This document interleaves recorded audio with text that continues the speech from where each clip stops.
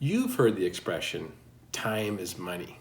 It's usually a pressure-packed situation like time is money. But how is this an opportunity on the SAT and ACT? Find out in today's video, the 7th of my 10 keys to SAT and ACT success.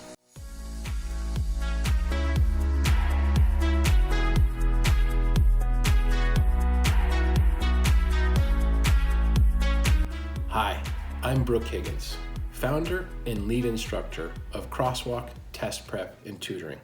Today, I'm sharing my 7th of 10 keys to SAT and ACT success. The 7th key is time is money. That's right, time is money. This key is all about the fact that this is a standardized test. As such, the timing is a major constraint or a major opportunity. Since it's a standardized test and the timing is defined, there's no such thing as asking for extra time at the end of the test. Not like you might in a school test where you might say, "Teacher, can I have a couple more minutes just to finish this?" Can't do that on the SAT or the ACT. The timing is fixed. So this sounds stressful, right? Wrong. The fact that the timing is fixed is a strategic opportunity for you. When you look at time as money, or think of it differently, time is a currency. You can spend it and you can save it. When you look at it that way, this forms your strategy and this becomes a key to your success. Let's take an example. Take the SAT reading section. It's a 65-minute section. That sounds like a long time to be taking one section of the test. And in those 65 minutes, you have 5 reading passages and about 10 or 11 questions per passage for a total of 52 total questions.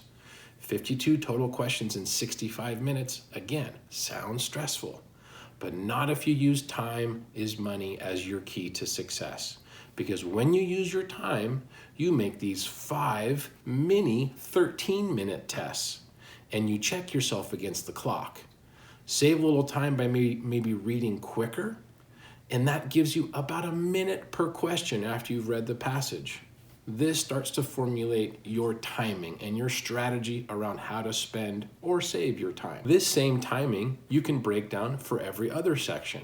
Once you've detailed the timing, you know exactly how much time you have to spend per question.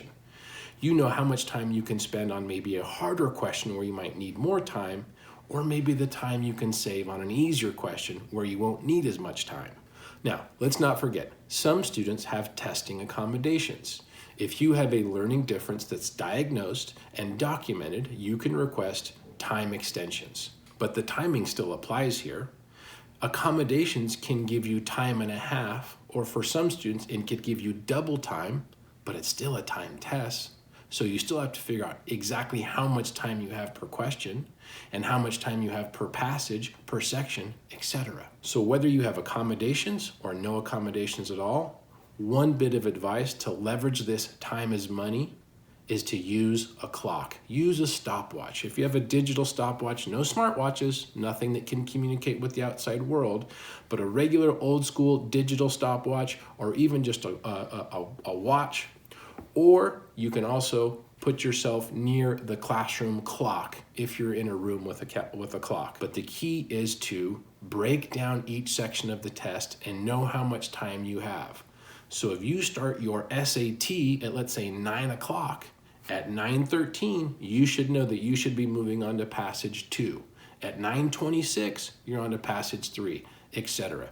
Do this for every section of the test and drill into exactly how much time you have per question, per section. So that's it, the 7th key. Time is money. Time is a currency. You spend it in some places, you save it in others. And knowing this will help build your success on the SAT and ACT. Tune in for the 8th of my 10 keys to SAT and ACT success. Otherwise, like, subscribe, or comment below. Thank you so much.